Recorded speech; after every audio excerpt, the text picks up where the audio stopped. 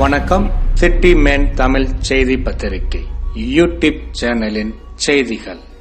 உதயநிதி ஸ்டாலின் பிறந்த நாளை முன்னிட்டு ஏகா கார்த்திகேயன் ஏற்பாட்டில் KP சங்கர் MLA அன்னதானம் வழங்கினார்.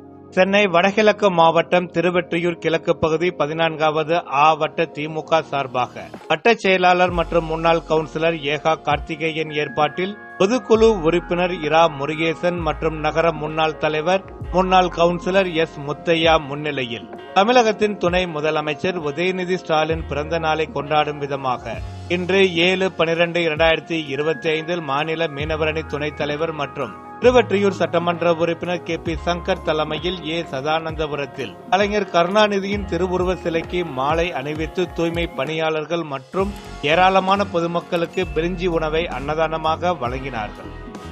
இந்நிகழ்ச்சியில் மாவட்ட மீனவரணி துணை அமைப்பாளர் M. ரமேஷ், மாவட்ட பிரதிநிதி K.